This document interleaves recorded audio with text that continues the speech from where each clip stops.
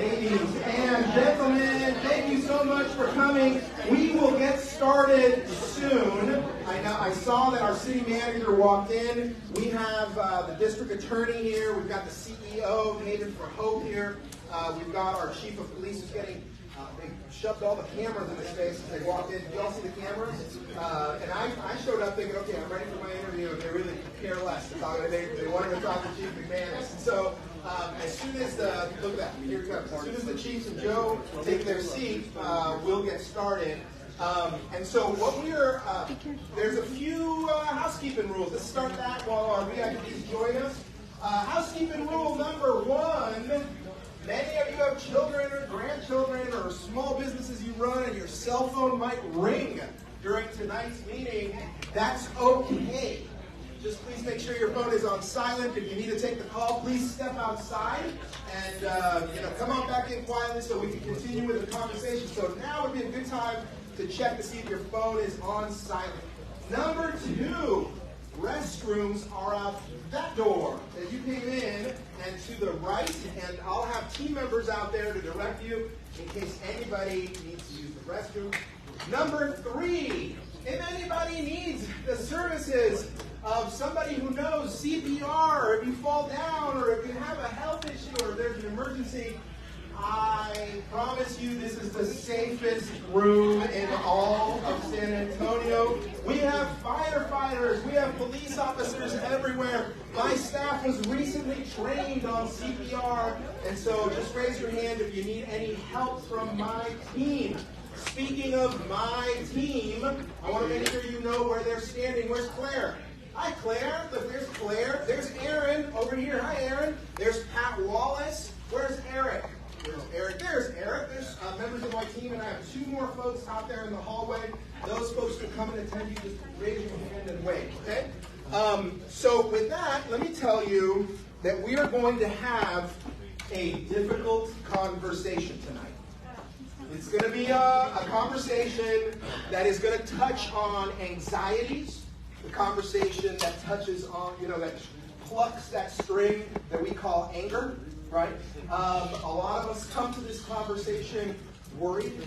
A lot of us come to this conversation with personal experiences and a lot of anecdotal evidence that something's wrong in San Antonio, something's broken, right? And so just to kick this off, I want to tell you that we get it, okay? I, too, have been the victim of crimes, right? And maybe not as a serious a crime as some of you may have been victims of, right? But nonetheless, I know how it feels to be hurt by somebody out there who didn't get arrested, who didn't get prosecuted, who should never have hurt me to begin with, right? I have family members who've had to endure all sorts of crimes. So let's be a little vulnerable. How many of you are crime victims? That's pretty fascinating. Isn't that fascinating? I've never asked that question before. I'm surprised at the number of hands. Okay. Informed by that, right? Knowing that we've got people who are crime victims or who may in the future become a crime victim, we're going to have as an honest conversation as we can. And I'm going to make you some promises, okay? Now, first of all, promise number 1. I'm an attorney, okay? So if I ever make you a promise, you should run away. Okay? It's true. I mean, Joe, am I right? I mean, attorneys shouldn't be making promises. But this promise, I guarantee I'm going to keep. Tonight, I promise you, you are going to hear answers that are going to make you see red, that are going to make you angry. Okay? I promise you that.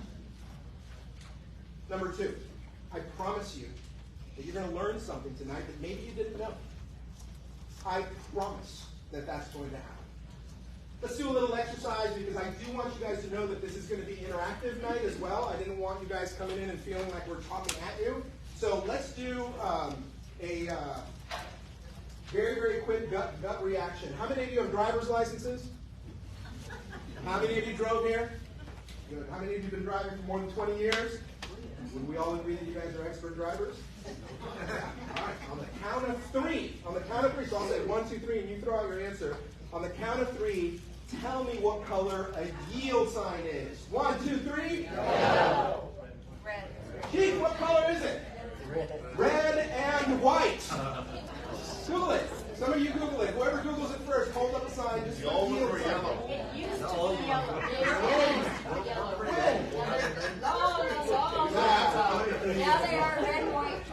So they're red and white. They're red and white triangles. It's a red triangle outlined. I'm sorry, it's a white triangle outlined in red, right? And why do I say that?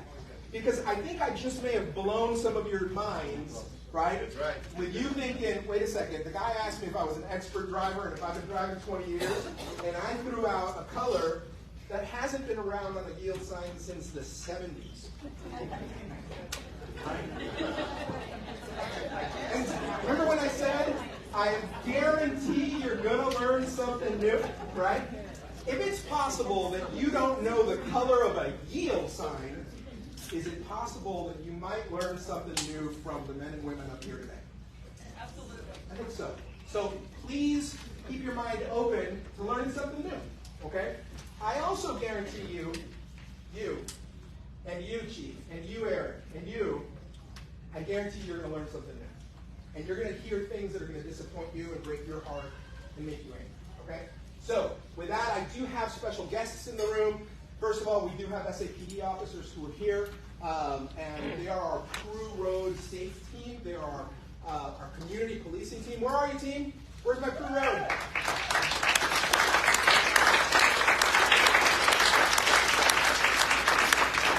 We also have other members of law enforcement, just to make sure you guys know you're safe. Sheriff's deputies and a team from the DA's office are here. Guys, thank you for what you do, public service. You guys, your public service oftentimes goes unapplauded, like it just did. And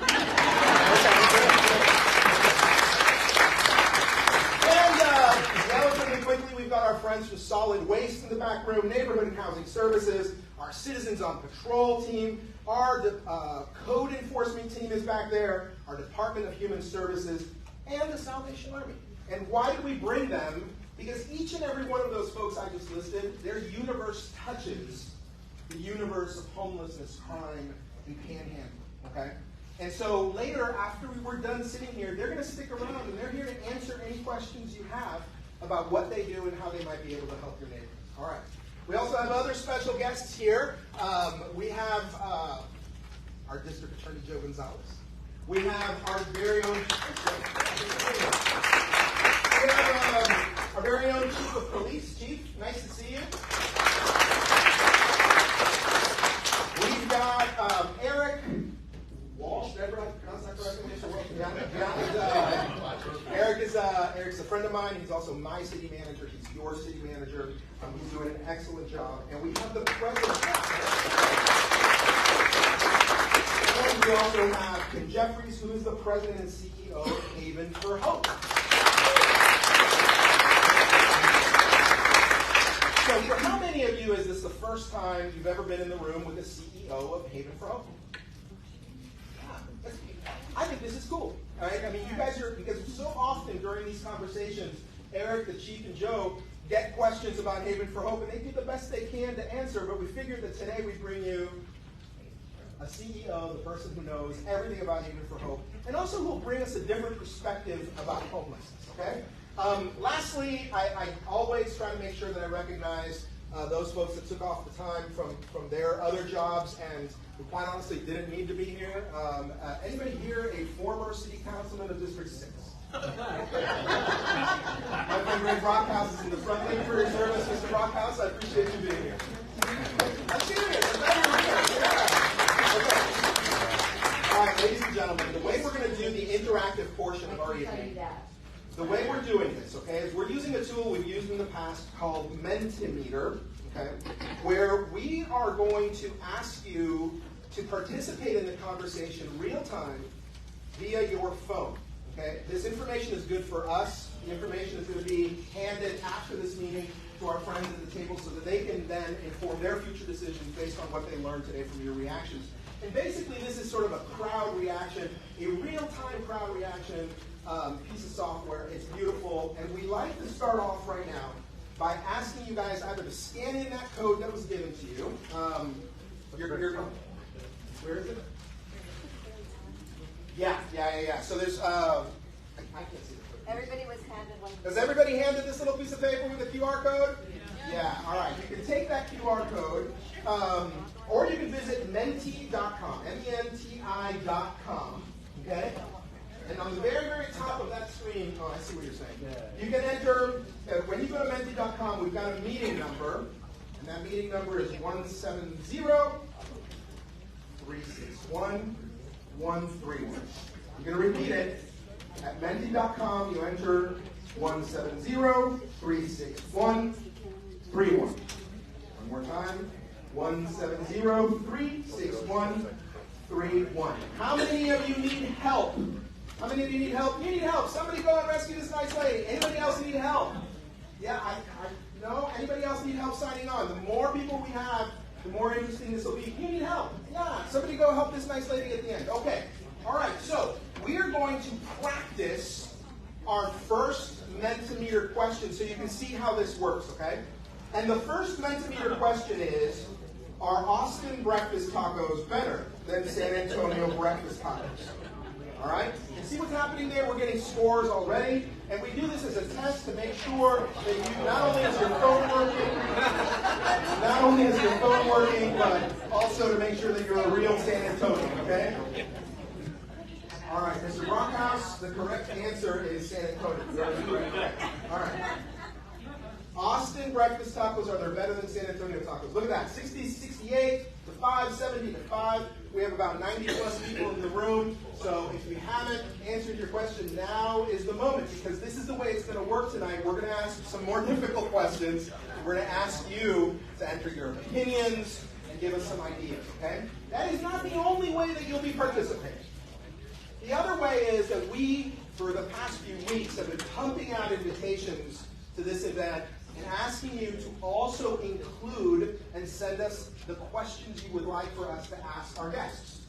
We are going to do that. My team has compiled tons of questions from all over the city, and we've synthesized them down to the most frequently asked. We're going to do that. And then we are also handing out, and if we haven't already done so, look for it on my team. They'll hand out a 3x5 card for you to send your question up to me, and while they're answering, I'll comb through some of them and kick out the ones that have already been asked, and we'll try to answer some of those questions, okay? So promise, I made a promise earlier. Promise number one, I was going to provide you, and they were going to provide you with answers today to questions that are going to break your heart, make you mad, make you sad, right? Promise number two is that we're not going to get to every question. I promise, okay? But we're going to try to get to most. And we're going to do the best, most honest job we can at addressing the ones that seem to be popping up most often. So, with that, I am going to ask my first Mentimeter question. Ready? What words come to mind when you think of panhandling in our community? What words come to mind when you hear panhandling in San Antonio? Anybody having technical difficulties that needs assistance? You are. Yes, sir. Look, we got a technical difficulty right here. Does anybody? Yes, ma'am. You got technical difficulties? No cell phone. What do you do for people like that? We're going to apologize. That's not enough. I know, and I'm sorry, but this is the tool. But you're going to have a chance to write down some questions on note cards, and I promise you, we're going to ask your question first. Okay? Right on the I got a card. Somebody get that nice lady a card. Okay, here are the words that are popping up. And first of all, you'll notice that the biggest ones, dangerous, sad, homelessness, illegal, crime, nuisance, annoying, mental health, drugs, poor, fraud, hurts our city in there. The little ones, bad luck, patterns, scary, dangerous in traffic, lack of care for people, scams, freeloaders, no legal job, difficult domestic violence. Okay. Keep going, folks. This is good. This is good. All right, so for my guests, Chief, tell me about how your department handles panhandling. And Joe, please prepare yourself, because you're next. I'm going to ask you, what laws are out there that protect panhandlers from getting arrested, or what laws are available to enforce? Okay, and you think about sort of because you're the district attorney, and we're going to ask you for how you see this as the attorney for the county. And I want to know what you think of, because the question we always get is panhandling illegal? Okay? And so you're up next. Chief, go ahead. React to the sign, that the words behind it. Well, let me give you a little background, if I can, on panhandling. First of all, panhandling in the city is not illegal, believe it or not. But panhandling in certain places is illegal. And in the intersections where we see them most times, that's illegal. It's a city ordinance violation. It's a Class C misdemeanor.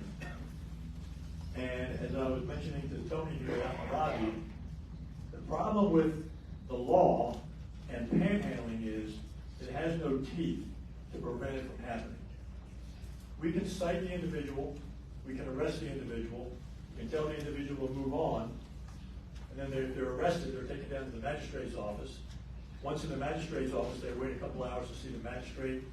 The magistrate releases them on time served, for time served, and they're back out on the street. They could do that 100 times a day, and there's no escalated penalty for it. You can't put anybody in jail for a Class C misdemeanor. You can't make them pay a fine.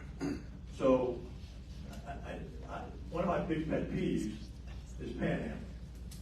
And matter of fact, this morning I went around the block a few times down there off of West Martin and Pecos, Trinidad, and I moved them on and come back 10 minutes later, they're right back there. So it's a problem. It's a difficult one to solve, and I don't think at the moment there is really a solution for it. And so we're, to be quite candid with you, we're stuck with it until either the laws change or everybody gets a job and has a home. That's pretty much where we are. Okay. Joe Gonzalez.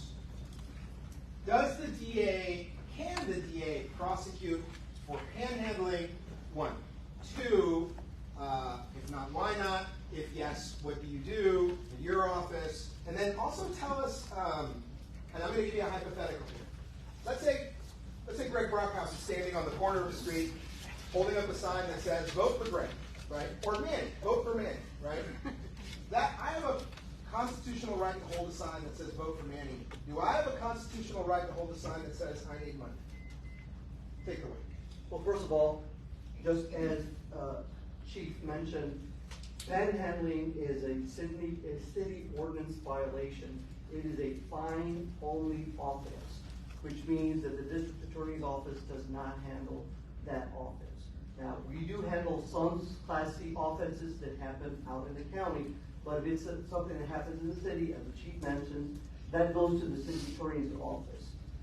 However, that doesn't mean someone that's engaged in panhandling cannot be charged with a different offense. If someone who's engaged in panhandling is engaging in some other crime, like threatening you, pulling out a knife, robbing you, or doing anything else that amounts to a crime, that person certainly can be charged. That person, for example, if he's on private property, can be charged with the offense of criminal trespass. And if that person is refused and then breaks your car window or creates some other sort of damage, and that's criminal mischief, and at that point, that person certainly can be charged. So the answer is, while we may not handle panhandling, there are certainly other crimes for which that person, if he's engaged in criminal conduct, can be the purview of the district attorney's office.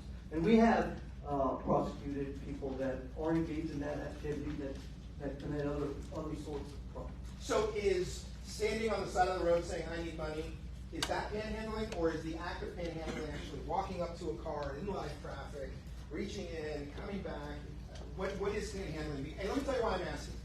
Because a lot of the folks in this room tell me, Councilman, I call in the panhandlers to SAPD all the time, and then I drive off, and I know they've never responded, and they're not arrested, but I know they're panhandling. I talk to the police officers, and you know what they tell me?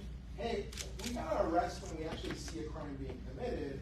And a lot of these folks on the street, they're not stupid. They don't walk out into live traffic while the cop is there. They wait for the cop to drive off. React to that. Well, first of all, an illegal term is solicitation. When you solicit for money, you're asking for money. You're asking for a person to give you something. That's not against the law unless it's a violation of the city ordinance. All you have to do is refuse that. It's when they do something in addition to that that amounts to a crime. So it's not, the answer to your question is, it's not illegal to hold up a sign saying, I'm hungry, I need money. Or I've seen some signs say, look, I'm just going to be honest with you, I need it because I want to buy drugs, or I want to do this or that. That's not against the law. What is against the law, again, it may be a violation of city ordinance to panhandle, and it may be something more serious if you committed a crime that is our jurisdiction. Okay, thank you, Joe. I'm going to ask my friends from Haven now to step up here. True or false? Panhandling equals homelessness. Homelessness equals panhandling. Unpack that. Untrue. Not true. Could be true, but not necessarily always. Just want to say I grew up in District 8. I was born and raised here in San Antonio, so very familiar with the area and love this area of town. When it comes to panhandling, individuals might be homeless who are panhandling, but a lot of times they are not. Now that I have worked at Haven for a little over a year, I will stop at a corner, and I had an interaction at the corner of Van Jackson and Keebner not too long ago. Stopped and talked to a gentleman who was panhandling on that corner, and asked, hey, do you know about Haven? Do you need someplace, safe to sleep? And he said, no, I'm just panhandling. I have an apartment right over here. I'm just panhandling. And he can make $300-400 in a matter of 2 or 3 hours. So I think that there's some people like that. There's a Romanian family that kind of travels around town with their kids out with them, and they panhandle too. They are not homeless. So there's people like that. There are individuals who are homeless and are panhandling to either support a habit, to get money for food, whatever it may be. I think what's important to understand about the unsheltered population, the street population, is there's a significant amount of severe mental illness and substance use disorder in that population. And so we have street outreach workers, the city of San Antonio does, Haven does, Sam Ministries does, Corazon Day Center does. A lot of us work together in street outreach, and we all coordinate to try to get the word out to those individuals that are truly homeless, that are panhandling about the services. But you're trying to have a rational conversation with somebody who's not in a frame of mind to receive that kind of information. And so there's no silver bullet to get somebody to access services. So it's just a matter of time and effort and energy over time to try to reach those individuals at the right moment when they're ready to receive that information. And so this population is extremely difficult to get to and to manage because most of these folks have significant trauma. 55% of individuals who experience homelessness had 4 or more adverse childhood experiences. So what is an adverse childhood experience? That's divorce of a parent, incarceration of a parent, deployment of a parent, domestic violence, child abuse and neglect, things like that. So you think about that, we might have 1 or 2 of those in our experiences, but more than half the people who experience homelessness have 4 or more of those adverse childhood, and it leads to trauma, which leads to those mental health and substance use. Until we can get at the trauma and the mental health, it's going to be very difficult to get those folks to access services. So let me follow up on that, and this is not written on a piece of paper now. I'm just curious. When I say to my constituents who talk to me about panhandling, that the majority of the people rolling their window down and handing money out the window are them and their neighbors, right? Am I right about that? And the advice I usually give is there is a more meaningful way to help vulnerable people, and that is not to roll down your window and do drive-by charity, but that is to go to the Haven for Hope website or Salvation Army website or Goodwill website and make a $1 donation there, because they can stretch that $1 out, and I guarantee you nobody's buying drugs with the $1 you give her. True or false? I mean, react to that. True, but I'm a pastor's granddaughter, and so I grew up in the church, and so I know a lot of people, faith is kind of at the core of who they are. And so it's hard for you to pass that person and not do something because you see somebody in need. And so I get the desire to want to help. And so what I encourage people to do is instead of money, keep packs in your car of like socks is the #1 requested item for people who are experiencing homelessness. Socks, a bottle of water, a granola bar, just a little Ziploc bag of that, and hand it to them. that will tell you if that person is truly homeless or not. Because if they're homeless, they're going to accept that and say, thank you, God bless you, all of that kind of stuff. I've done it, and you give it to somebody, they're like, no, I'm good. And you're like, okay, I know why you're here. And so then I know I'm reaching the right person, and then you give them the information about Haven if they're willing to take it. But yes, if you want to do something, do that.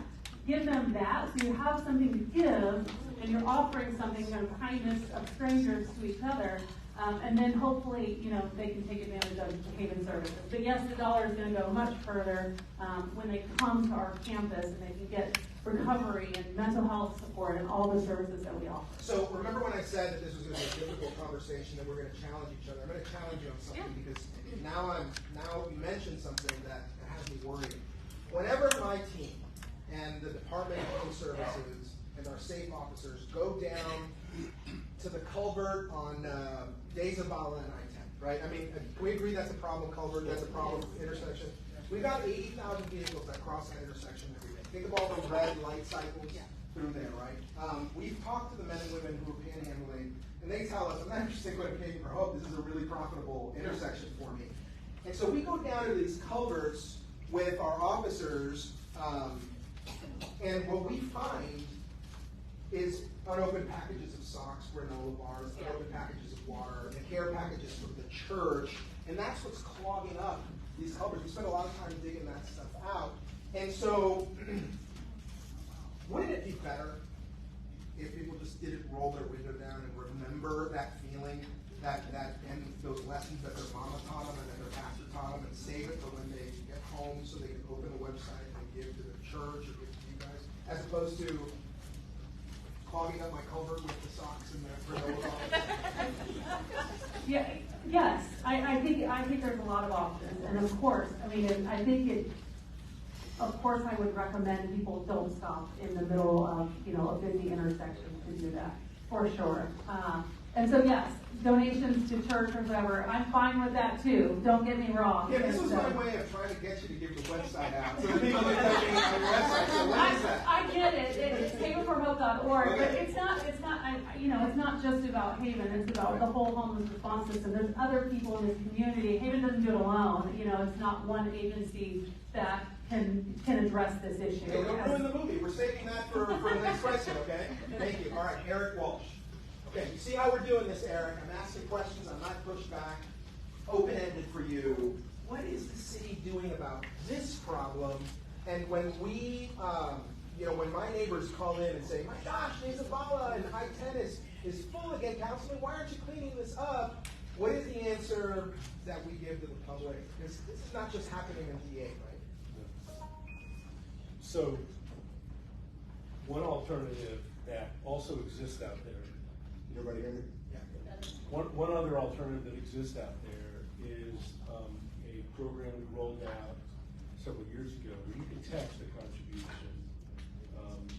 SA gives at 41444, and that goes to Haven for Hope and some of our other partners. But it's a way of you having instant gratification, right? Because we all, let's not kid ourselves. Those intersections, whether they are Goliad and Southeast Military or Days of Bala and I-10, those intersections have panhandlers because people give. And we created, and it was an issue, I think started from D8 by D8 several years ago, was how do we provide an instant gratification? Because it pulls at your heartstrings. But as the chief said, we have an ordinance that outlaws it. I do it. I find myself on the weekends, call 207 SAPD. You have to call the police department. And the police department will respond. It's not the top priority at the time because there are a lot of the calls going on. But as an organization and as a community, we have to continue to be responsive. Not just the police department, but community. If we don't, then we're going to find ourselves in a position maybe that other cities have found themselves in, and I don't think that's what we all want. We all understand that folks may be on hard times, or they know the intersection, they can make a little bit of money on a Saturday or Friday. But anything we can do in order to make sure that the public has an opportunity to give, then we'll do that. But we're in a little bit of a circle here, because De Zavala and I-10 this Saturday is going to have a whole bunch of cars going through. We're going to have panhandlers. People are going to call 207 SAPD. The police will get there, and they're going to walk away. They're going to walk underneath the highway. There's nothing that can happen. Or they'll do what the chief did this morning at Pecos and ask them to move along, and then they'll come back. And so maybe what we need to do a better job of is, how many people knew about the SA Gives texting donation? Yeah, just some of you, so let me repeat that. The word SA Gives, no space, SAGIVES, to the number 31444. How many people knew about that? I'm sorry, 41444. 41444. So well, SA Gives to the number 41444. you don't count because you're one of our partners, so I would expect you to know it. So Chuck, you're the only one that raised your hand? All right, 2. So we got to do a better job of getting that out.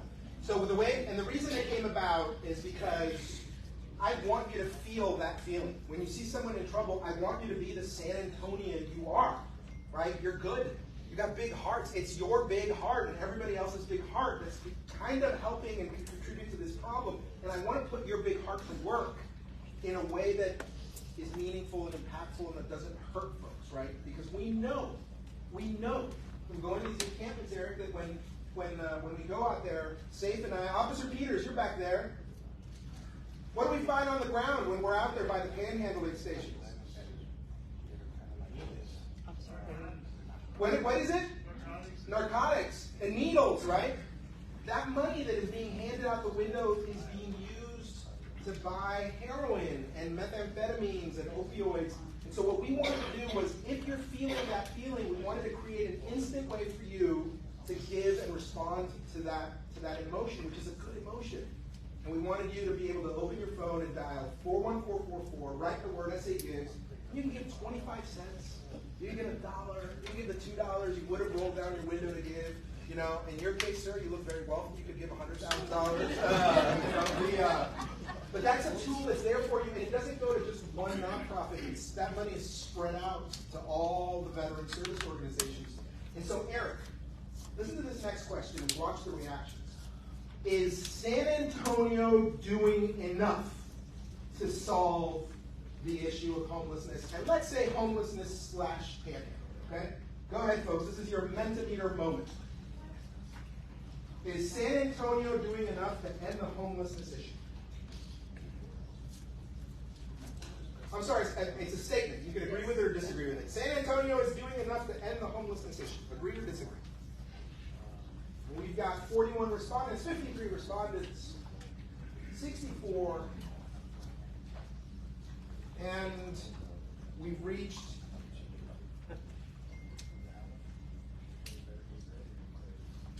77. There we go. We got 80. Eric, react to that. That worries me, right? Because to me that says, gosh, maybe they don't know everything we're doing. But maybe it also says they do know everything we're doing, and to them it's not enough. What do you think? Well, it's not enough. Okay. Otherwise, there wouldn't be a lot of people in this room. Right. Right? I mean, there isn't enough to do.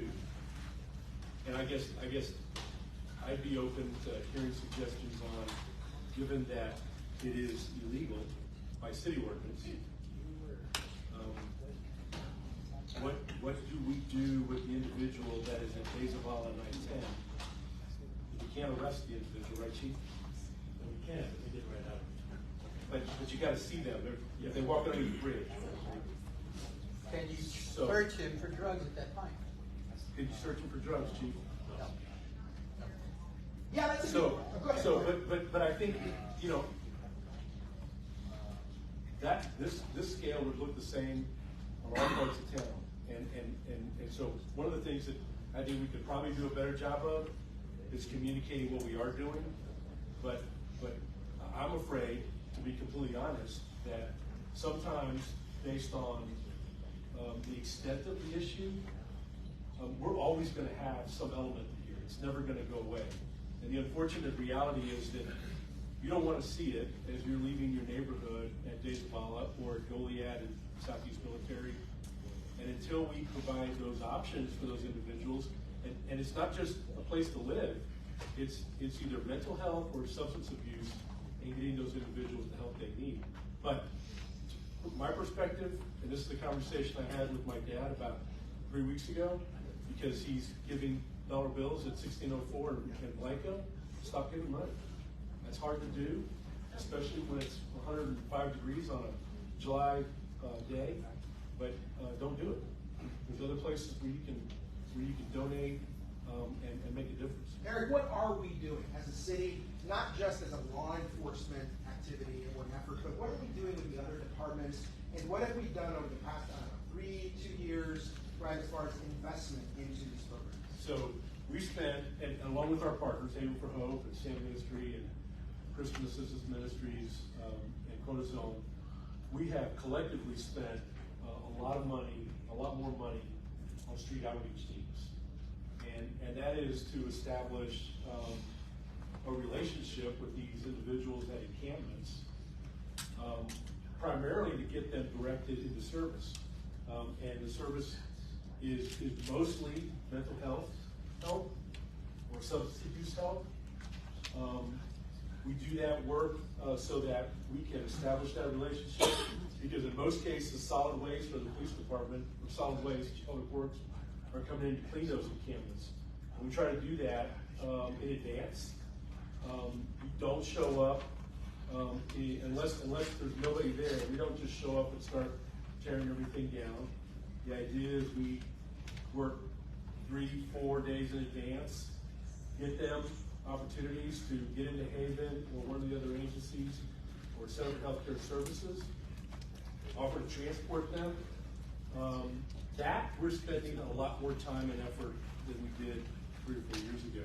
And it's had some success. I mean, I would say we've got a couple of the partners in the room. 1 out of every 7, 1 out of every 6 will take immediate advantage. The rest are comfortable out in the street. But we run into a lot of private property issues with encampments. Obviously, we have to clean that. We run into a lot of issues on public property underneath the highway. We have to clean that under state law. We have to clean that. So where we have spent a lot more of our resources, our local resources, is that outreach effort. The other area where we spent our local resources is we have 2 dedicated solid waste crews with all the equipment that do nothing but pick up stuff all day long. There's no shortage of work. They spend most of their time cleaning up encampments and relieving that situation. And just in case you're wondering whether or not metrics are being maintained to figure out how hard these teams are working, last year in District 8 alone, I think it was 21.7 tons of traffic that those teams picked up. I'm sorry, trash those teams picked up. I think it was 80 or 83 encampments in District 8. Yep. All right, Eric, pass the mic on to our distinguished district attorney. Joe, what is your office doing? What is the county doing? And then also, adding to that, evidence of criminal activity at these sites. What do y'all do with that, if anything else? Well, first, let me respond to the first part of that. I, like Ms. Jeffries, am from District 8. You are my city councilman. I have lived in D8 for many years. I have a rental house right in the next corner that you talked about, Daysbala and that section. I drive through it all the time. So this is personal to me. But you will also hear, if you haven't already heard, because I've heard the chief say that before many times, and that is that homelessness is not a crime. Let me say that again. Homelessness is not a crime. Chief, I'll give you credit for coining this phrase. You can't arrest away homelessness. But don't steal the chief's lines, because he's I'm only got a limited number of them. I'm giving him credit because he's absolutely right. So that doesn't solve the problem by arresting someone for panhandling. We have to focus on the root cause of the problem. You've heard me say that's not our wheelhouse, right? That's not what we do, deal with panhandling. That doesn't mean we can't be a good neighbor. That doesn't mean we can't get involved. we in fact are getting involved. We're right now partnering with 2 different programs, and the person that spearheaded it happens to be in the audience tonight. The chief of our Conviction Integrity Unit, Matthew Howard, has been spending a lot of time with 2 different programs. One is community court in connection with municipal court, where every 3rd Wednesday of the month, Matt and one of his other assistants goes over there to talk to members of the homeless community, to work with our great partners like Haven for Hope, to see what we can do to provide resources to them. We try and identify issues of mental health, issues of substance abuse, and to try and provide resources for them to get out of that situation. In addition to that, we have a brand new program that has started. Thankfully, one of the county court judges, Judge Melissa R, has agreed to start a community court at the Class B and Class A misdemeanor level. It's a brand new program. I understand it's the first of its kind in the country. What we're doing is, again, identifying members of the homeless community who have substance abuse problems or mental health, to try and give them resources, because I think that's the solution, folks. We have to help these people identify what the root cause of the problem is, and whether or not we can help them get out of that situation. That's the only way we're going to solve it. Now, the other part of the question was, what do you see when there's evidence of other crimes? That's a law enforcement function, and they do a good job of identifying that. When a crime has occurred, then they have the right, the obligation, the responsibility to make an arrest, and they bring that person into the MAG office. We make the decision to accept it or not, and then we go on and handle that person in the system. Okay, thank you. Chief, when I go out to these encampments, and I want you to react to what you just heard, but I want to tell you, when I go out to the encampments with your safe team and with DHS and with the folks who are, our teams that pick up the trash and all that, we find not just hypodermic needles, and we find the packages of socks and the old signs that say I need help and all that. We find a lot of trash, a lot of human waste. It's a toxic, hazardous material zone. But one of the things I find whenever I'm at these encampments is pennies, nickels, and dimes everywhere. Everywhere. I never see quarters and dollar bills, but I see pennies, nickels, and dimes all over the place. What's up with that? Why am I seeing pennies, nickels, and dimes at every homeless encampment? Because they don't hold on to them. It's not worth lugging them around, so they leave them. Do drug dealers take pennies, nickels, and dimes? No. Let me add something to what the DA said. So, back to the homelessness issue. A few years back, we did a comparison to, I'm not going to name the cities, but we did a comparison with other cities in this state and some states out some cities out on the West Coast. And what we found was that most of them didn't have panhandling ordinances. They had partial panhandling ordinances that said you can't panhandle aggressively, or you can't panhandle at night. But it wasn't prohibited. We allow panhandling here, but only in certain locations. If somebody wants to walk out on the sidewalk out here in the middle of the block and hold up a sign that they're giving you money, I'm panhandling, that's not against the law. There's 8 or so places where it's restricted in San Antonio by ordinance. When we get a call for panhandling, we will respond. However, it's not a high priority call. An officer's not going to break away from a higher priority call to handle a panhandling call. But we will move them on. We will cite them. And in some cases, we will arrest them. That's the difference between here and other cities that you may read about on the news or look at on YouTube about how they're spiraling into the drain because of issues on the street, with encampments, with panhandling. We have an ordinance here that at least keeps the folks who are doing that somewhat honest. And when they see us coming, they will walk away. most times. But that's the difficulty with panhandling here. It's not a priority call, but we will respond when we have the time. And for the most part, we're going to move them on, because I think if we took a poll, a Minty, is it? Mentimeter, yeah. A Mentimeter poll about whether you want to see officers tied up in the MAG's office with an arrest for panhandling, or handling the burglary call, or handling the assault call, I think I know what the answer would be. Chief, I'm going to give you a scenario that is very real. It happened to us so 2 weeks ago. My team got a call about a certain restaurant on Wurzbach. Yeah, how many of you remember that Japanese restaurant Fujiya on Wurzbach, right? Cool place. A lot of us may have gone to multiple dates there when we were in college. It's been closed for a number of years. Eric, you ever been there? Did you take a date there? No. Okay, all right. He was smiling here. Yeah, that was a high-class sushi joint. Well, now it's an abandoned piece of property, and it became derelict, and we had gotten a complaint from the next-door neighbor chief, and he said, I've got these people coming over to my office and pooping at my front door, and and making a mess, and they're shooting up drugs, but I know they're coming in and out of this restaurant. So we called your team, we called DHS, and everybody swooped in, interfaced with the men and women who were using this just to kind of crash at this house. Lots of evidence of drug use inside of this restaurant. Your team cleared out everybody. DHS offered all of the services. None of them really took us up on services. And then we boarded up the restaurant and really sealed it tight. 2 days later, this was last week. 2 days later, I pick up my daughter at her high school. We're driving through down Wurzbach, and she says, "Dad, there's 2 dudes breaking into that restaurant." I said, "Get out of here." And I look, and there's 2 dudes breaking into. One of them's giving the other a boost, trying to wiggle one of the boards off a window and climb in. And I called the non-emergency line, which is 207 SAPD, right?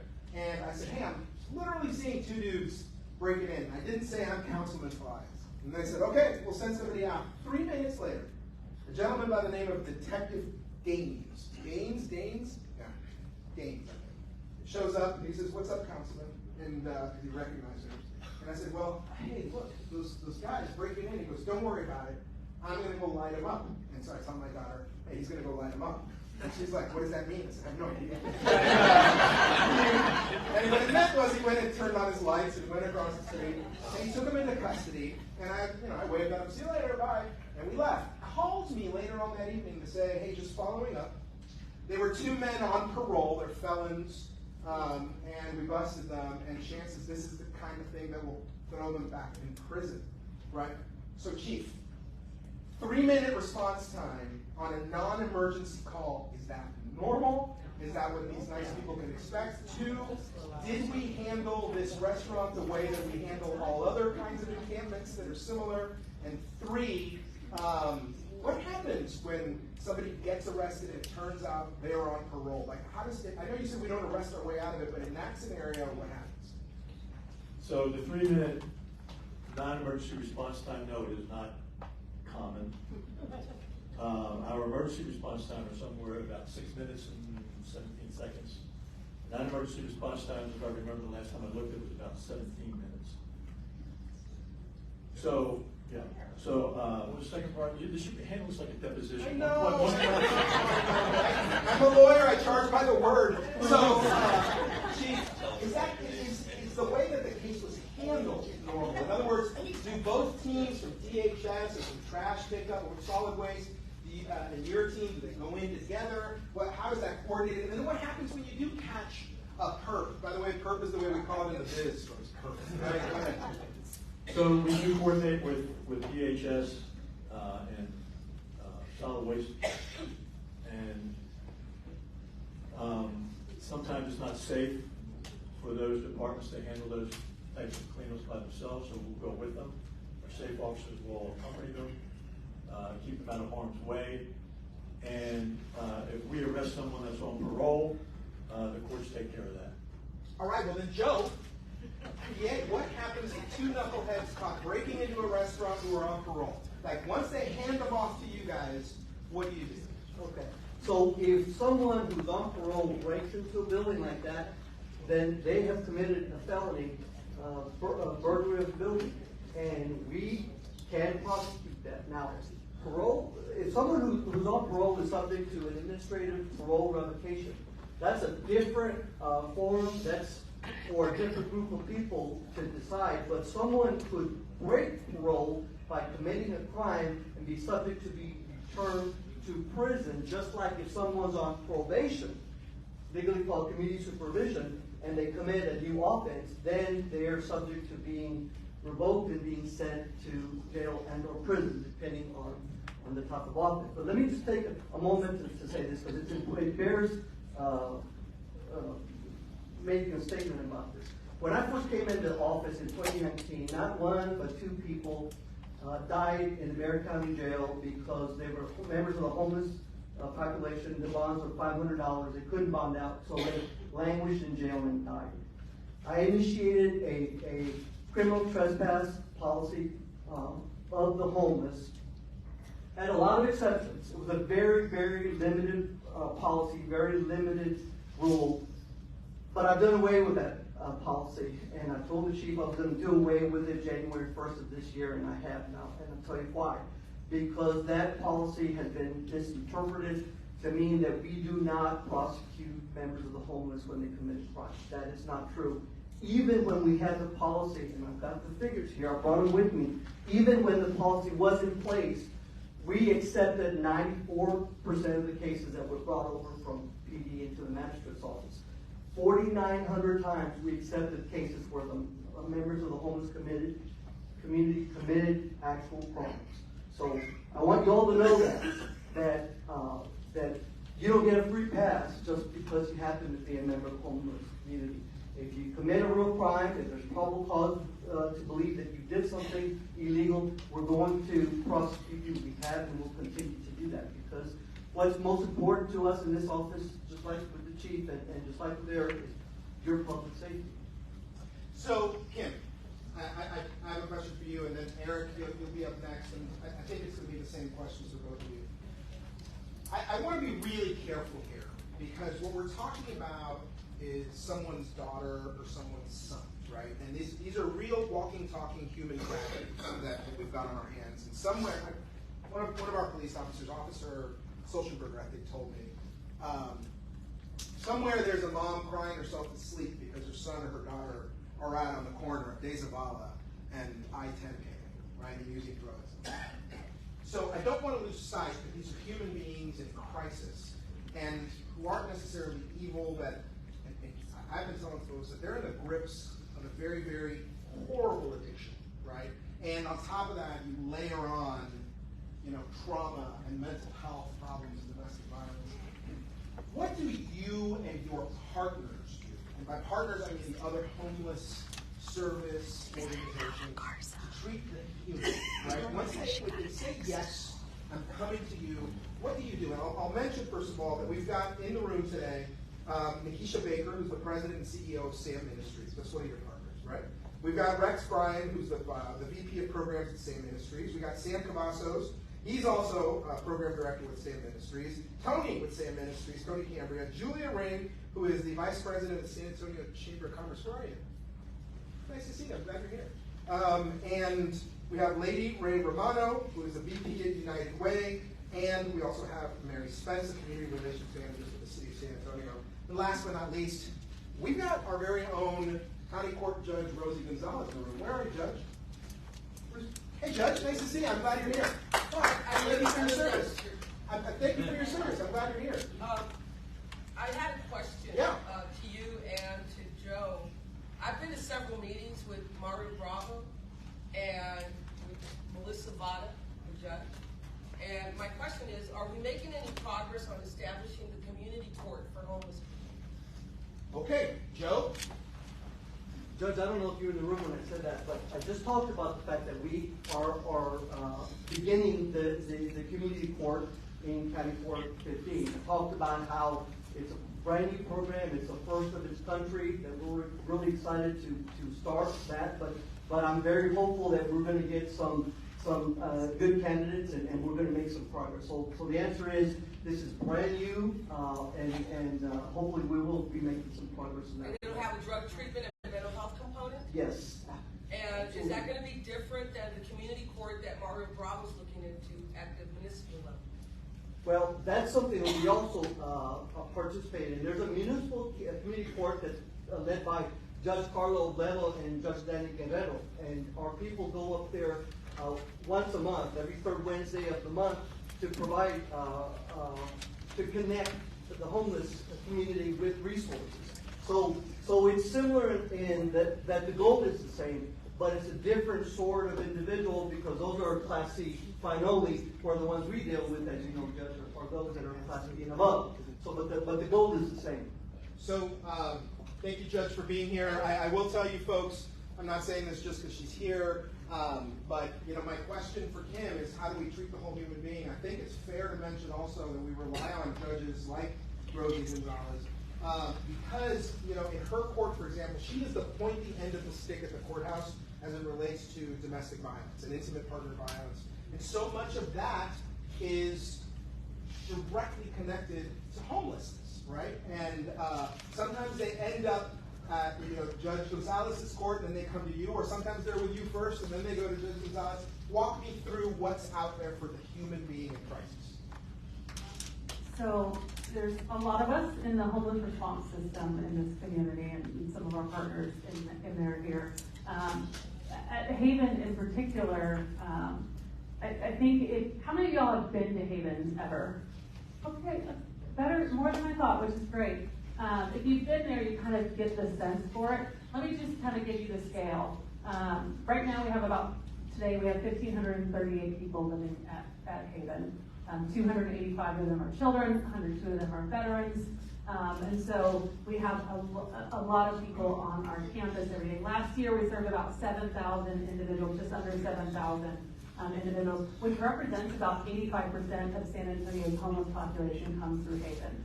Which is why Haven is a big part of the conversation, because we're serving a large population. But we're not doing it in a vacuum, we're doing it with our partners. So when people come to Haven, the design of Haven is to get at the root cause of homelessness, as the DA was talking about. And whatever that is, we get to meet clients where they are at. We have both the transformational side of our campus, very comprehensive, where they're required to be sober, have ID, have residency in this community, and have a housing and income plan, and then get all the wraparound services that they may need. And then we have a low barrier option. So for people coming directly off the streets, there's no requirement for sobriety, there's no requirement for ID, there's no requirement for residency, there's no requirement for programming. It's really just a safe place for them to sleep, but they can also engage in programming too. So on our campus, everything that somebody might need to overcome the trauma of homelessness is on our campus, provided by us or a partner. So we have inpatient treatment, we have detox, run by CHCS, inpatient treatment programs for mental health and substance use run by CHCS, the local mental health authority. We have a sober living integrated into our campus, run by Pay It Forward. We have a jail outreach program where our folks go into the jail, and instead of somebody languishing in jail, they can come onto our campus and start recovery immediately and work on that. We have a program with UHS, University Health System, where people coming out of the healthcare system that don't have a place to live can come directly on our campus. We have a veterans program. We have specialty programs, population programs. We have case management. We have clinical services and counseling. We have housing liaisons on our campus. We have parent training. We have GED classes by partners, ID recovery by partners. The whole kind of community, anything they need, if they need to get ID, if they need to get a job, we have a workforce development program, anything they may need to overcome their homelessness is on our campus. And so the goal is to, whether they're taking advantage of our low barrier shelter or our transformational campus site, is to get them ready to be housed and stay housed. Last year we permanently housed 1,000 people from our campus, and 91% of them at a year later stay housed. So that's what we're trying to do. Get them housed and have the skills to stay housed. We don't want a returning cycle of people coming back through the homeless response system, because it's just yet one more trauma for them to experience. So we can get them stable and get them housed and accessible. You tackled a lot in that answer. Eric, same question. What are we doing for that human being in crisis? And also, can you add a little bit about housing and what the city's doing around housing as it relates to this population? So that's what I was going to point out. One of the areas that we lack from an asset standpoint is we don't have what's called permanent supportive housing. We have some low barrier shelters. When I say we, it's the collective we, the city and our homeless agency partners. Very low barrier. Right? When there are rules at Haven for Hope and standards. We have low barrier, but we don't have what's called permanent supportive housing. And permanent supportive housing is that wraparound care that individual may need so that they don't relapse into homelessness or drug abuse. As part of the $150 million housing bond that the voters approved last year, $25 million of that is set aside to work on permanent supportive housing. We've also worked with the county, and they have allocated some of their federal funding. So we're actually got a solicitation on the street right now looking for partners that are willing to build and operate this permanent supportive housing. And a city our size that doesn't have that capacity, that's maybe a little extra help that an individual may need, on-site care, access to care, access to counseling, and that's another tool in the toolbox that as in the 7th largest city, we really don't have that service here, that asset here. A lot of other cities have that. That's why we made that one of the areas of the housing bond, and I think we'll be before the council probably in the next 2 or 3 months, laying out what our proposals were, and frankly, it's been good that the city and the county have been working together on that. We don't do that very often, and I think it's a great example of that. So Eric, you mentioned that bond. Folks, just to refresh your memory, when he says bond, this is the package that was put in front of all of you, if you voted, that said, would you support setting aside $150 million of the bond to create housing opportunities for our most vulnerable population, right? And that bond isn't just providing for permanent supportive housing, but it's housing, of all kinds, right? Yes, sir. Right. Yes, all. All right. My contacts in, so I can't see the back of the room, but somebody's trying to get my attention. So, but it included housing rehab. It included production rehab of multifamily units. The goal of which is that in practically every case, it's better to keep people in their existing homes than it is to potentially have them at Days of Allah and I-10 Panhandling over at Haven for Hope. So that's the investment that we're laying out as part of the bond program. Now, Eric, I don't want to out you and tell people what your address is, but I will tell you that Eric is one of our Eric is one of our neighbors up here on the north side, and Eric, you've been up here on the north side for a long time. And you and I, in fact, you've been in San Antonio for a long time, like I have. We've seen the north side change, right? And can we all agree, to show of hands here, that this homeless encampment and this panhandling phenomenon, it's gotten worse over the past 10 years. Do we agree with that? Yeah. Eric, do you disagree with that? Yep. Can you tell us why it's gotten worse on the north side? Well, I think it's gotten extremely worse since COVID. And that is because there was, during COVID, the early days, there was, and not just here in San Antonio, but in other parts of the country, there was a complete hands-off approach in terms of encampments. Groups like Haven for Hope were making sure, remember the old 6-foot distance, social distancing, and the stickers on the floors of HEBs. So that spread everybody out, and frankly, we were following CDC guidance like a lot of other places in this country, and leaving encampments. And it's taken us a long time and a lot of work, and we've not made up the ground from that. Encampments have always been there throughout the city, but they are certainly higher in terms of number now. I noticed an encampment this morning on the way into work in a clump of trees that I pass by 5 days a week and had never noticed it. And it looked like it had been there a while. That happens in a lot of places. And that's why we've invested money in these cleanup crews and the outreach to try to do that. This is not a downtown issue. Years ago, it used to be a downtown issue. It is all over the city now. So I think it's, for some of you, you may be surprised, right, that we've got the Chamber of Commerce in the room. Eric and I have been dealing with the Chamber of Commerce on homelessness issues, well, for a long time. And Eric, that's because it's not just homeowners who are worried, but it's businesses, right, who are worried, hotels downtown. What other groups are out there talking to you about this other than the Chamber and homeowners? Every commercial corridor. Right? The chief and I were at a neighborhood or a meeting on the far west side, and we had a number of commercial corridor business owners that had the same exact type of issue as a downtown hotel or a neighborhood, and it was panhandling and encampments, and making sure that we are responding both from a police department standpoint, but also going in there, establishing a relationship, offering an opportunity to transport them into available space, and then cleaning the encampment. It's everywhere. All right, and then I promised folks that they were going to learn something they'd never known before. You know, a lot of us, and I didn't even know this when I first took office, a lot of us think that Haven for Hope is a city department or a city program, right?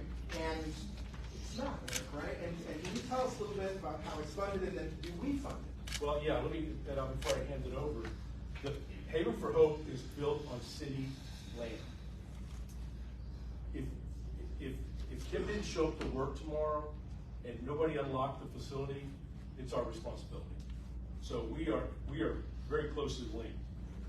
We contribute about $5 million a year to her overall budget, and then probably another $3 million to some of the other agencies that operate on her campus. So we are very closely linked.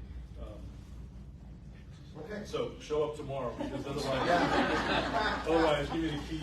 So next time I have a bad day, I'll know who to call. So then you're an operator on city land. Yes. Okay, well, how do you get funded? What is the structure here? And again, what is your website where people can donate in case they Havenforhope.org. Okay.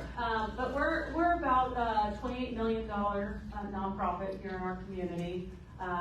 We get about 60% of our funding from local. The city gives us about $5 million. The county gives us some money through the jail for the jail outreach and from UHS and some of those programs, about $1 million. We get funding from the United Way of San Antonio. We get funding from the state of Texas and through a couple of different programs. We get a little bit of federal funding for the Homeless Management Information System, which is the data system that the entire community uses to track those kind of moving through the homeless response system. It happens to be housed at Haven, so we get some federal funding for that. And the other 40% we have to raise every year to continue operations. And so we have to raise that from the community in order to just do what we do today and to have the capacity that we do today. So perfect. That's it. You answered. Nonprofit organization, standalone, autonomous, that partners with a huge network of other organizations that I listed off earlier, including my mom's, I don't know if you guys know this, my mom is the CEO of the Battered Women and Children's Shelter. By definition, women and children in shelters are homeless, right? And we've got help from Salvation Army and from CAM and from SAM, and they're all connected with one huge piece of software where they can track their customer, right, across agencies and make sure that nobody's falling between the cracks. Great answer. Mentimeter time, all right? Get your phones ready. We are going to have first a quick look at the last 3 years of non-family violent street crime that has increased 47%. Look at that. Total incidents from October of 2019 to 2020, 4,400. Between October 20 and on September 21, 5,600. October 21 to September of 22, 6,400. We've got an increase. Chief, where does this data come from? Because I know that you're working closely with UTSA. The one that's behind you, which is our crime trends, before we drive into the crime trends, where are we getting this data? Because I want to make sure that people know it's trustworthy. So every time that a report is taken for whatever it may be, whatever offense may be, it goes into our records management system through our computer assisted dispatch system. And then when we want to look at the crime for whatever period it may be, we pull it right out of those systems, and then we get these numbers. All right, Chief. So the upward trend that we've been seeing, your slides, the UTSA slides are telling us that the data is that these crimes are being driven primarily by increases in aggravated assaults and gun-related deadly conduct. Do you agree with that? Yes, I have seen more gun-related offenses, and I will say this, that I've seen that rise since the constitutional carry law was passed. Every neighborhood that you go through, every community meeting that you go to in this city, you will hear the complaint. I hear gunshots at night. People are coming out of the house. People are riding through the neighborhood, shooting guns up in the air. I was at a meeting down on Delta last night on the west side. Gunshots.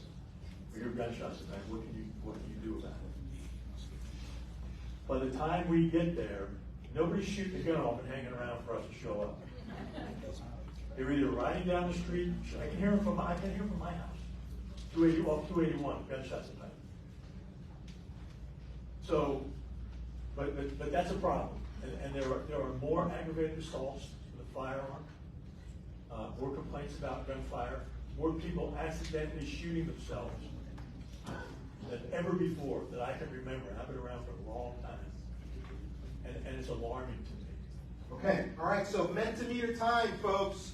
Strongly agree, strongly disagree with the following statements. The first one is, I feel like crime is increasing in San Antonio. Strongly disagree or strongly agree. And the second one is, I feel safe in my neighborhood. Strongly agree, strongly disagree. We got 20 respondents so far, 36 respondents. We're at 65 respondents, 71. We're getting close to 80. All right. Look at those numbers. Joe Gonzalez. You get to talk to groups like this all over the county. And I know that you're hitting all the different corners, right? And you're seeing the crimes, right? Because you're catching, right? I mean, whatever they're throwing at you, you catch. Is this different than what you're seeing in the other corners of the county? Are you seeing the same reactions? How does this make you feel? Joe, do you feel safe in your neighborhood? Go ahead. Relatively speaking, I feel less safe today than I did 10 years ago. That's just the reality of living in San Antonio like in other urban areas. And I will tell you that I echo what the chief is saying. I'm crazy. So he's absolutely right. But I'm gonna use a phrase that I've heard him say before. The large majority of people that are involved in violent crime are people that are engaged in risky behavior. But we also have seen an increase in gun violence at about the same time that we've seen open carry. Now, let me tell you what this is not about. I'm a gun owner. I have been for many years. I usually carry my gun, but I left it out of respect for you. I left it in the car. I've got plenty of my security here. But not that I'm worried about that in here. But the point is, you know, I went and took a open carry class. I had a CHL for many years. I learned how to clean my gun. I learned how to shoot it. I learned how to be a responsible gun owner. Today, you can buy a gun off the street from anybody.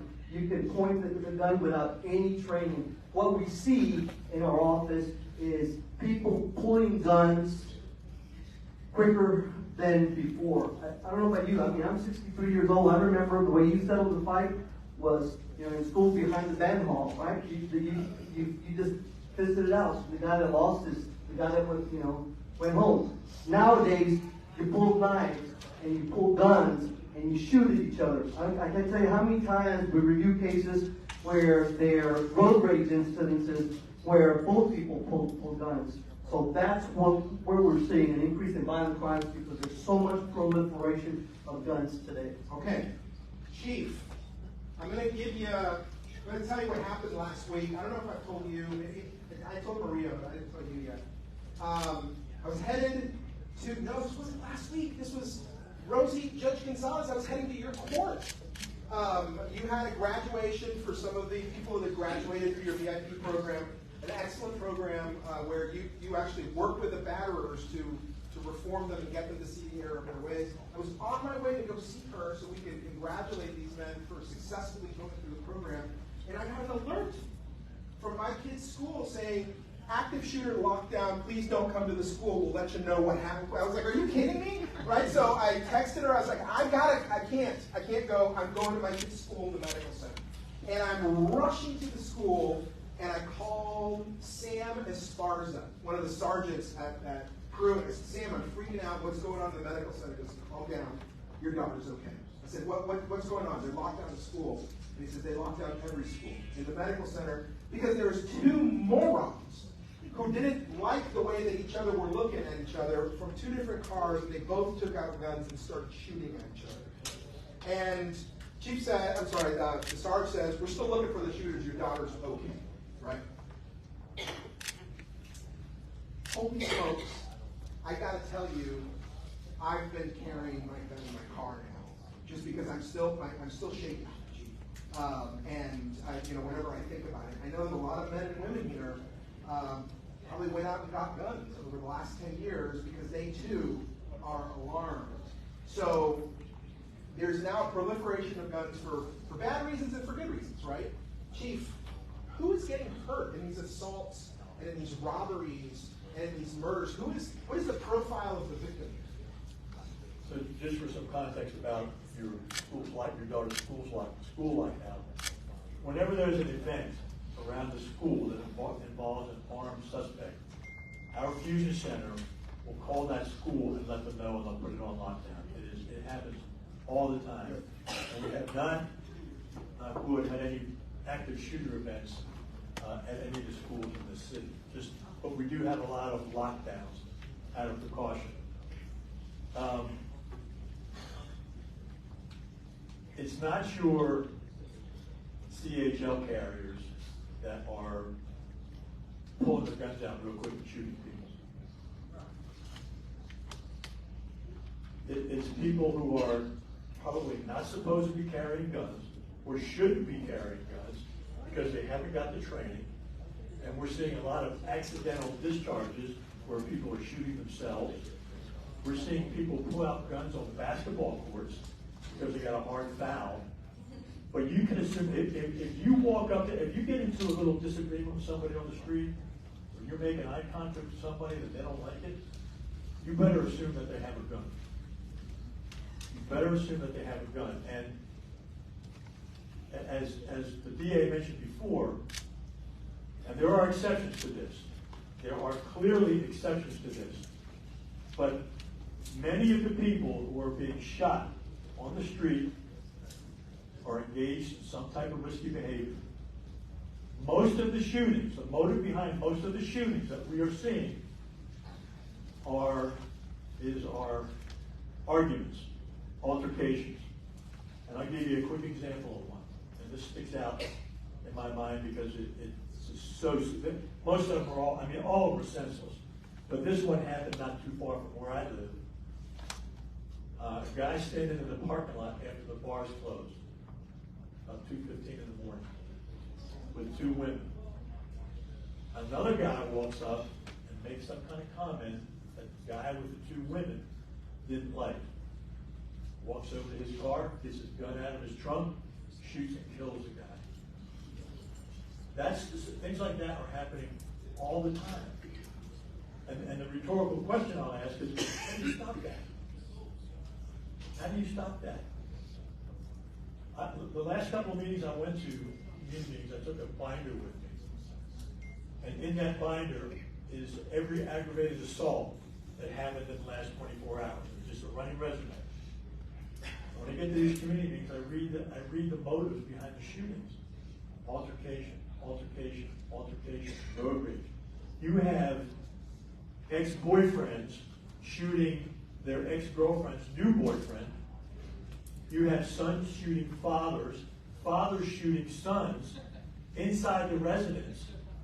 You have women shooting ex-boyfriends' new girlfriends. I mean, it is crazy what's going on out there. Most everybody that is not living high risk doesn't see that. You see it because you watch it on television or you read it in the newspaper.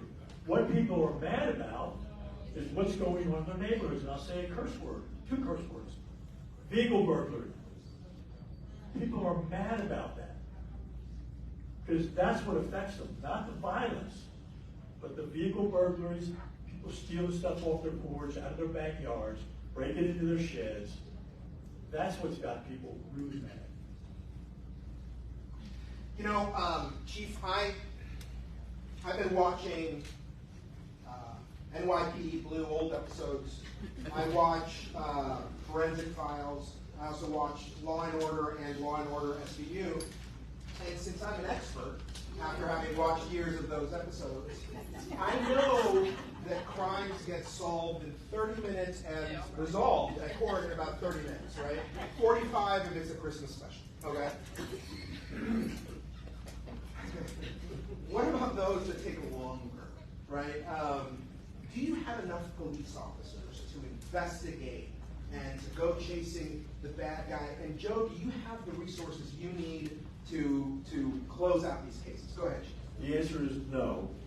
And to hone in on the number of police officers that we need, we hired a guy out of Illinois back in, I think it was October, was it?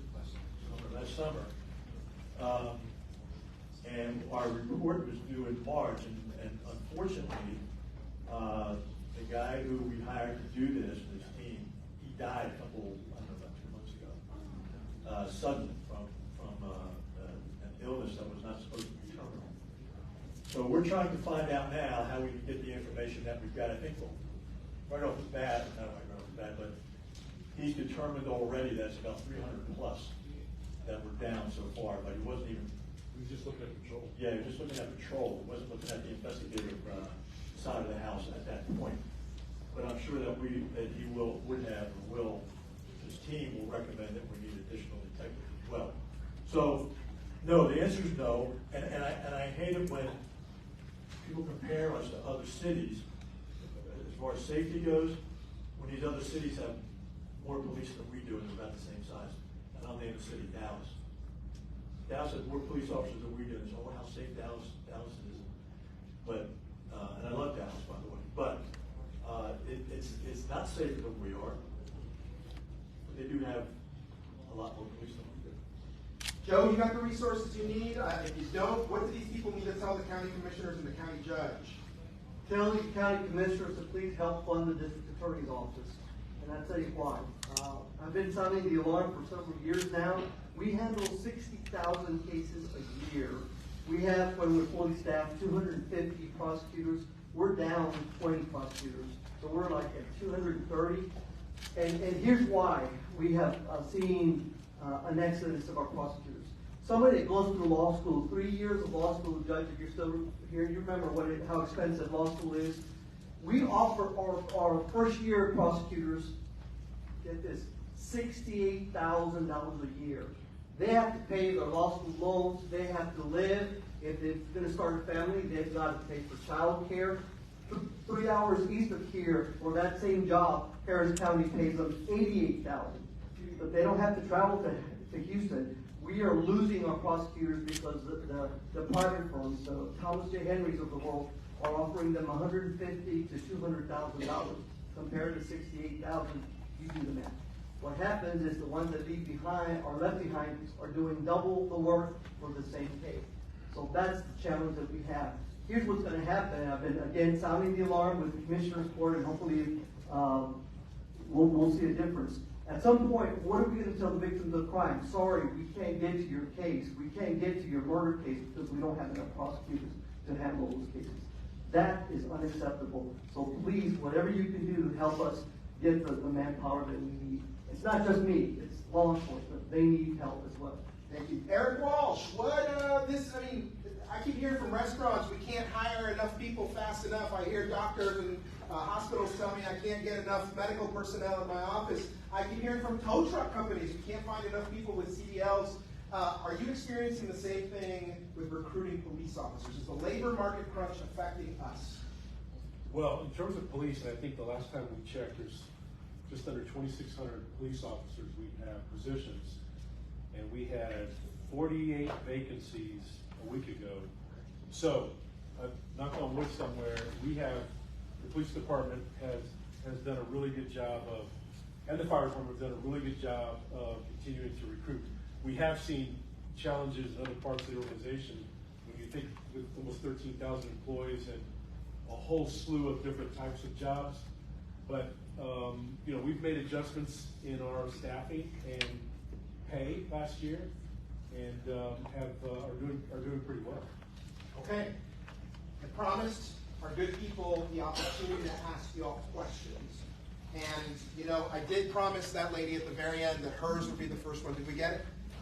So please go collect hers. I keep my promise. And so I think, Eric, we got questions up on the screen. Is that right? This was all We're just collecting. Oh, just collecting the cards. All right. So far, have we delivered on the promise that I made earlier, and that is that will you learn something new, I promise. Have you all learned something new? No? No? Okay, all right. Okay, that's fine, that's fine. So far, have you heard answers that made you see red, that are frustrating, that break your heart? Yes. Okay, so I delivered on that first one. All right. So, first question. We're going to answer this one later. Okay, all right, got it. Here we go. As a commercial property manager, what advice can I give my tenants who show up to open their business and have to clear out homeless individuals from in front of the door, or those whose customers show up and are being harassed for money? We call SAPD and to come out, and the same folks are back the next day. Which one of you wants to take that one? Okay. Call, who asked the question? So, you call 911, right? Or 911 if there's a crime. You call 207 SAPD. And they're usually out very quick. And I think we need to make a connection in terms of 311, because that's what coordinates the outreach. And maybe we're not closing the loop with you on that. But that is a question I've gotten a couple of different times. We got to make sure that we send those street outreach teams out there. I don't know, is there an encampment around the building or behind the building? I've got buildings all over the city. I have two in particular that I have a severe issue with. But the issue the question that you asked, is there an encampment behind the building? There's one that was actually recently cleared out down the street. We got to keep clearing it out. I mean, that's why we added additional resources. But I'm more than happy to get your address and to make sure that we do that. But if there's a crime being committed, you call 911. If not, it's 207 SAPD. The police department will respond, and 311 if you just see an encampment. And that's why that's how we'll respond. Eric, sometimes these nice people tell me, I don't know if I should call 911 or non-emergency, and I feel like I might get in trouble if I call 911 and it turns out it's not a 911 qualifying call. Please allay some fears. No one will get in trouble, right? It goes to the same place. It's just an opportunity. It gives us an opportunity to categorize. But either way, there'll be a response. Okay, thank you. Kim, this one's for you. Now, I think you all agree that maybe Kim knows the population better individually and as human beings. Kim, a quick question from Mr. Nash. What percentage of the homeless on the streets are people who crossed the border and are now homeless? Well, that's a good question. Because Haven for Hope has a residency requirement, we send people who are migrants to the Migrant Resource Center, because that's resourced by different funding than we get for that particular thing. It doesn't mean there can't be folks that end up in our low barrier shelter that are migrants. And I think it's one of the things, down on Houston Street when, I'm driving around, there's a lot of migrants out there, day laborers looking for work. It's interdispersed amongst the homeless population too. So I don't have a percentage off the top of my head, but it's very low at Haven. We do, obviously, on our low barrier shelter, we don't have residency requirements, so there can be, migrants or people who are undocumented on our low barrier shelter. But in order to get on our campus side, they have to be documented and have an ID and prove residency in Bexar County for 9 months. And so it's a limited in scope, but they can still access the services from the courtyard side of there. So I don't know the percentage. I would say it's relatively low because we send them to the Migrant Resource Center. Okay. If you know that these folks are walking around with drugs in their pocket, why don't you just pick them up, Chief? Well, we may know, but we don't. That doesn't equate to developing the probable cause we need to arrest somebody. It doesn't meet that threshold. You can't just walk up with somebody on the street and violate their Fourth Amendment by grabbing them and searching them and twisting them or searching. You can't do that. I mean, you've all read about other cities around the country that have implemented or had implemented search, stop and frisk policies. That's what you're talking about. We can't do that. So. Okay, so the way I've answered it, and Joe, you tell me if this is correct. Lawyer to lawyer here, right? If my legal analysis is correct when I tell people, look, that's an interesting solution, plucking people off the street, but that's called kidnapping. Is that about right? Yeah, pretty close. All right. So, folks, people, remember, we're talking about human beings who are also Americans who have due process rights. They are, and God forbid any of you ever end up on the street, but you would also have constitutional rights, and police officers need to develop probable cause in order to stop you. And so that's not going to happen in America. We don't just pluck people off the streets.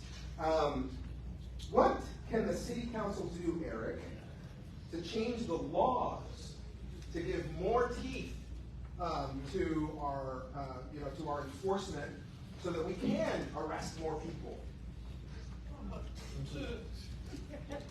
Well, you're the lawyer, so I think you're limited. The council is limited to establishing Class C violations, like the chief talked about earlier.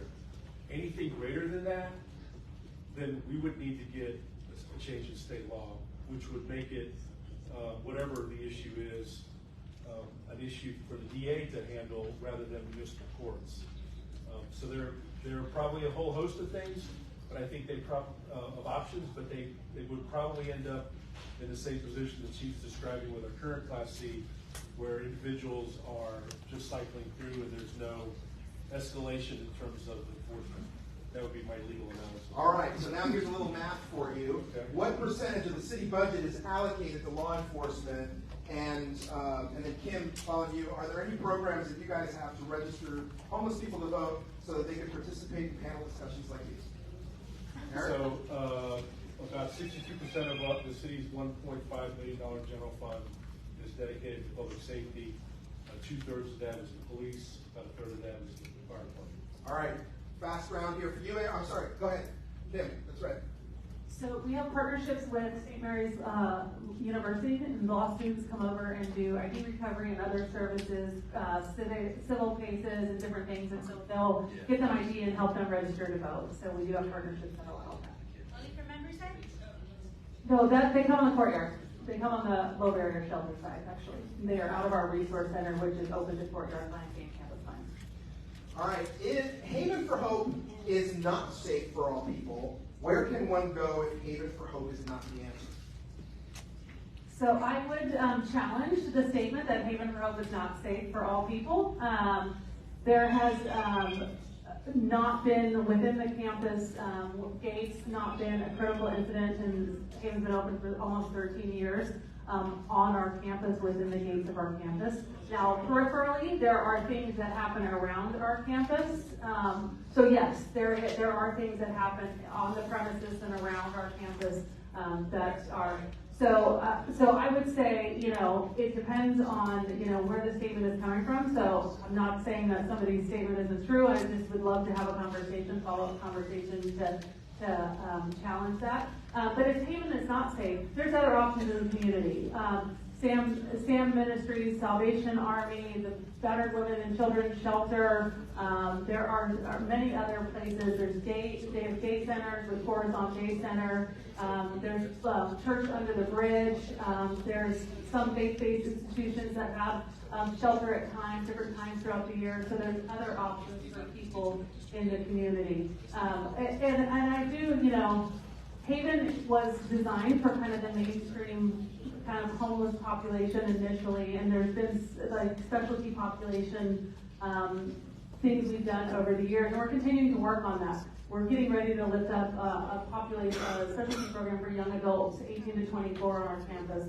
We saw a 67% increase in the number of young adults who were on our campus last year. We served 605 young adults between those ages. And so now we're looking at specialty populations for that. And to create different spaces for those groups. And so we're always open.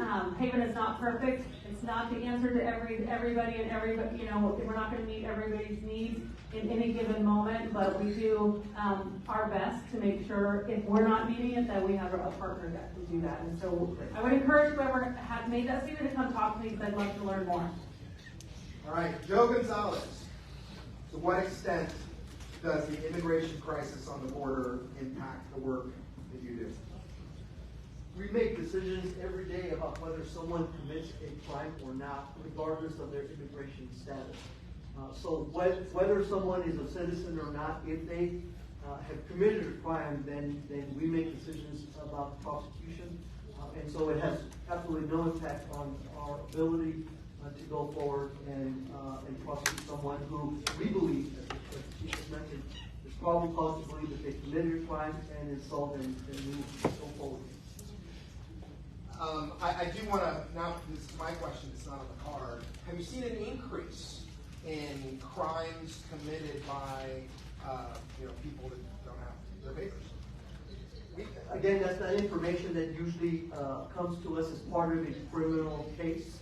So I can't say that I have seen any particular increase of any immigrant class in your county. So the answer is not that I'm aware of. Okay. Eric, why is San Antonio a sanctuary city whereby police are prevented from asking an illegal alien status? And all I ask for that are, and I'm sorry, and I'll add to that, first of all, are we a sanctuary city? No, we're not. Okay.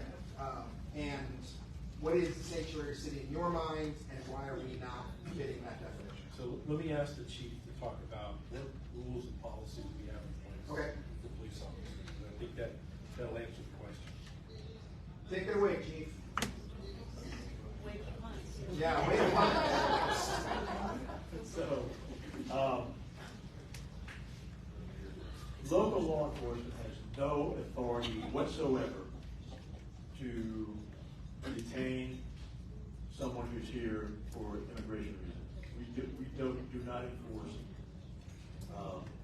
federal laws. Now, last year, when's the last time you ever heard of a SAPD officer serving a warrant for evasion of federal income taxes? Never. Because we don't enforce federal law. So, there was a bill passed 2 legislative sessions ago called SB 4.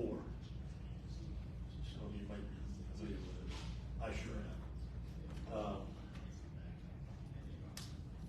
Where it requires local law enforcement officers to cooperate with federal authorities, specifically Homeland Security, when it comes to investigating immigrant matters.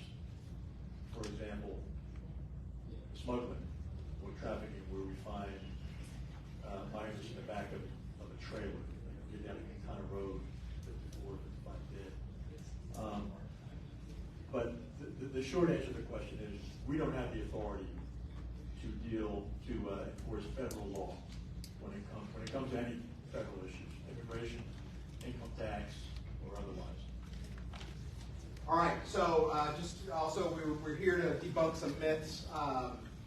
We got sued by the city of San Antonio got sued by the Attorney General saying we violated SB4. Eric, what is the fate of that lawsuit? We did not violate SB4, and that was the defense, and that lawsuit was settled mid-2022 last year. And dismissed? And dismissed, yes. And there is a court order dismissing it, saying the city did not violate SB4. Okay, I got a great question from a young man named Nicholas Solis. Kim, this is for you. What resources would be available to UTSA students and other young adults who are at the risk of becoming homeless? So that's, Haven operates in this space in the homeless response system where people are already homeless when they come to us. But because we end up being kind of the front door for homelessness because people know Haven, we refer to other resources in the community. So Catholic Charities has funding for rent assistance. The city of San Antonio will open portals for rent assistance. The county has for housing, rehab, and assistance for mortgage assistance. So there's a bunch of partners that we can make those referrals to. The city also has a homeless hotline, if you're not aware of that. And so there's a homeless hotline that individuals can call and get connected with all the services. Obviously, you call 211, our local United Way.